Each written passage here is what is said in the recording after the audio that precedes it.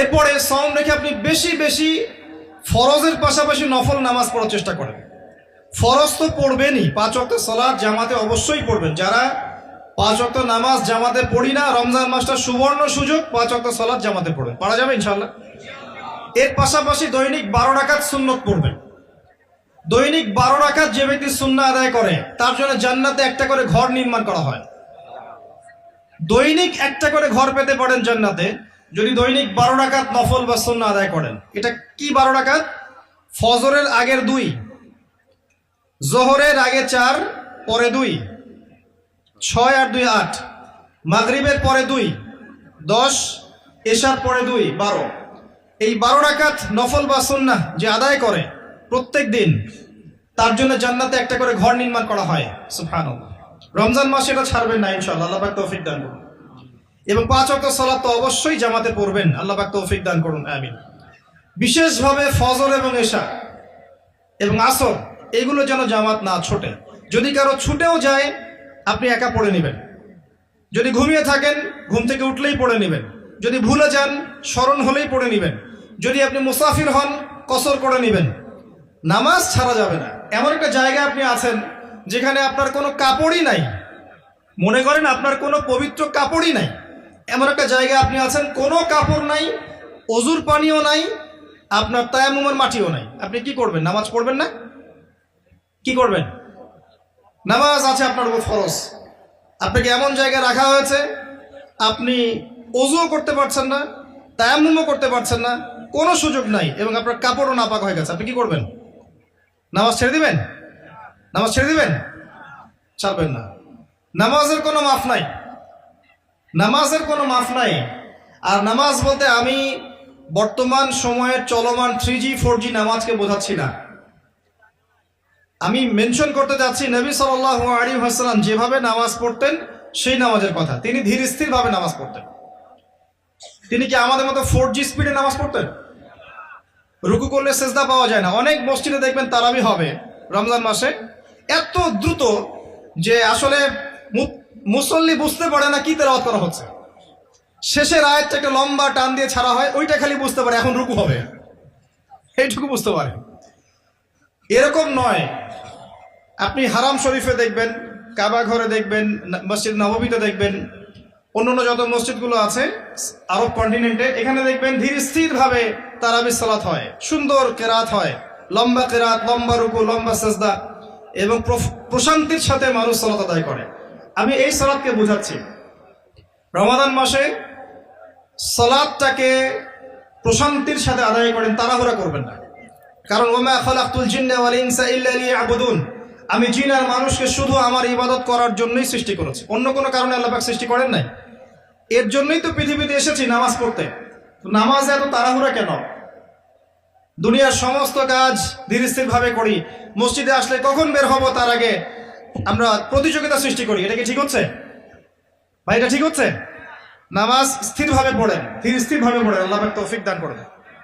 আসেন রমাদানে আমি একটা কথা বলি, যাকাত, যাদের যাকাত আছে, নিসাব পরিমাণ সম্পত্তি হয়েছে, রমজানে যাকাত দিয়ে দিবেন। যাকাত নিয়ে টালবাহানা করবেন না, আল্লাহর ওয়াস্তে যাকাত দিয়ে দেন। যাকাত হচ্ছে আপনার সম্পদে গরিবের হক। অন্যের হক নষ্ট করলে এই শাস্তি আল্লাহ পাক এমন ভাবে দিবেন, ওই সম্পদটাকে আল্লাহ পাক গলাবেন, গলিয়ে কপালে গালে পিঠে লাগিয়ে দিবেন, এবং একটা সাপের আকৃতি দিবেন, এই সাপ গলায় ঝুলে থাকবে এবং কপালে ঠোকর দিবে। বলেন নাউযুবিল্লাহ। যাকাত দিয়ে দেন। যাকাত ইসলামিক অর্থনীতির মূল ভিত্তি। যাকাত না থাকলে ইসলামিক ইকোনমিক টিকবে না। ইসলামিক ইকোনমিক্সের মূল বেইস হচ্ছে যাকাত এবং সাদাকা এবং বিজনেস, ব্যবসা। এগুলো নিয়ে পড়াশোনা করেন। আমি মাহফিলে এত ডিটেলস বলতে পারি না। আমি আগেও বলেছি, আমি ওয়াজ মাহফিলে আমি আমার জানা মতে 30-40% কথা বলতে পারি না, বাকি 60% পড়ে, 50% পড়ে। এগুলো বলার পরিবেশ এই মাহফিলগুলো নয়। ইনশাআল্লাহ আস্তে আস্তে যতটুকু জানি বলার চেষ্টা করব। ওয়ামা তাওফীকি ইল্লা বিল্লাহ আলাইহি তাওয়াক্কালতু ওয়া ইলাইহি উনীব। যাকাত ইসলামিক ইকোনমিক্সের বেস।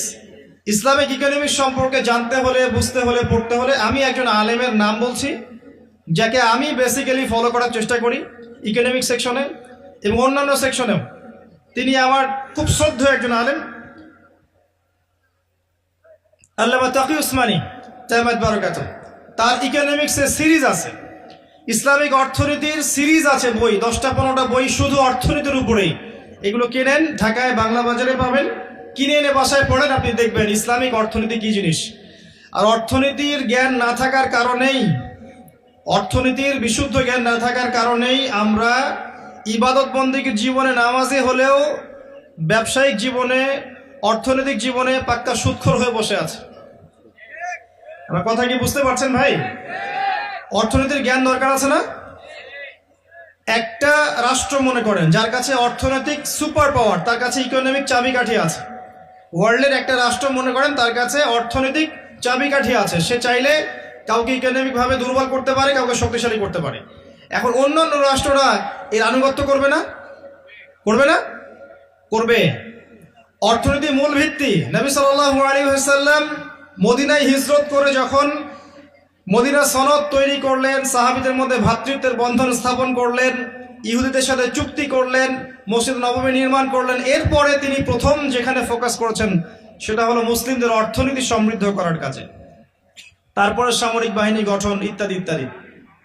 অর্থনীতি মূল জিনিস। আর এই বিষয়গুলো আমাদের প্রতিষ্ঠানগুলোতে আরো বেশি বেশি পড়ানো উচিত। এটা আমার নসিহা, বাকি যারা এর দায়িত্বশীল তারা বুঝবেন। আসুন, আমি যেটা বলছিলাম, রমাদান মাসে যাকাতগুলোকে দিয়ে দেন। এটা আপনার সম্পদে গরিবের হক। যাকাত ইসলামিক সমাজে সাম্য নিয়ে আসবে। গরিব না খেয়ে মারা যাবে না, আপনার সম্পদে ওর হক আছে, ওই হকটা না দিয়ে আপনি মৃত্যুবরণ করেন না, আল্লাহর ওয়াস্তে।